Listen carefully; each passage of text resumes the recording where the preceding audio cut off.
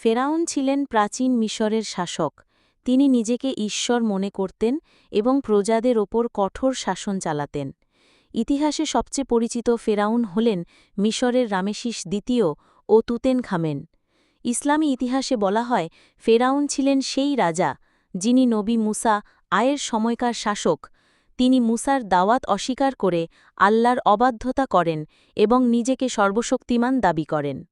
আল্লাহর আদেশে লোহিত সাগরে ডুবে তিনি ধ্বংস হন।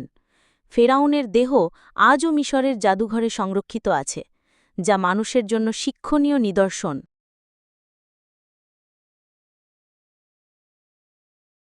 ফেরাউন ছিলেন প্রাচীন মিশরের শাসক। তিনি নিজেকে ঈশ্বর মনে করতেন এবং প্রজাদের ওপর কঠোর শাসন চালাতেন।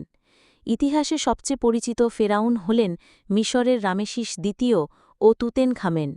ইসলামী ইতিহাসে বলা হয় ফেরাউন ছিলেন সেই রাজা যিনি নবী মুসা আয়ের সময়কার শাসক।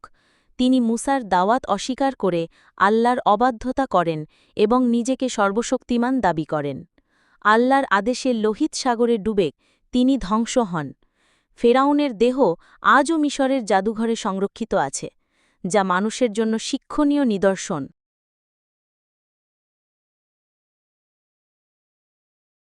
ফেরাউন ছিলেন প্রাচীন মিশরের শাসক।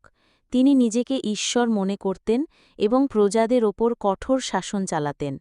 ইতিহাসে সবচেয়ে পরিচিত ফেরাউন হলেন মিশরের রামেসিস দ্বিতীয় ও তুতেনখামেন। ইসলামী ইতিহাসে বলা হয় ফেরাউন ছিলেন সেই রাজা যিনি নবী মুসা আয়ের সময়কার শাসক।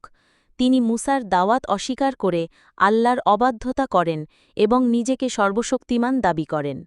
আল্লাহর আদেশে লোহিত সাগরে ডুবে তিনি ধ্বংস হন। ফেরাউনের দেহ আজও মিশরের জাদুঘরে সংরক্ষিত আছে, যা মানুষের জন্য শিক্ষণীয় নিদর্শন।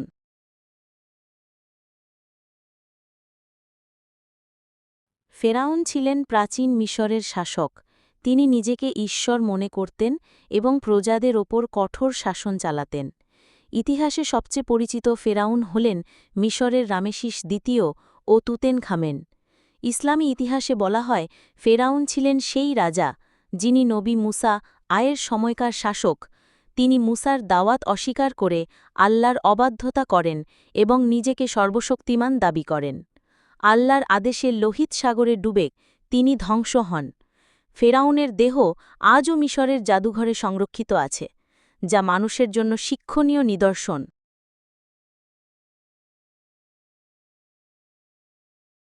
ফেরাউন ছিলেন প্রাচীন মিশরের শাসক। তিনি নিজেকে ঈশ্বর মনে করতেন এবং প্রজাদের ওপর কঠোর শাসন চালাতেন। ইতিহাসে সবচেয়ে পরিচিত ফেরাউন হলেন মিশরের রামেসিস দ্বিতীয় ও তুতেনখামেন। ইসলামী ইতিহাসে বলা হয় ফেরাউন ছিলেন সেই রাজা যিনি নবী মুসা আয়ের সময়কার শাসক। তিনি মুসার দাওয়াত অস্বীকার করে আল্লাহর অবাধ্যতা করেন এবং নিজেকে সর্বশক্তিমান দাবি করেন। আল্লাহর আদেশে লোহিত সাগরে ডুবে তিনি ধ্বংস হন। ফেরাউনের দেহ আজও মিশরের জাদুঘরে সংরক্ষিত আছে, যা মানুষের জন্য শিক্ষণীয় নিদর্শন।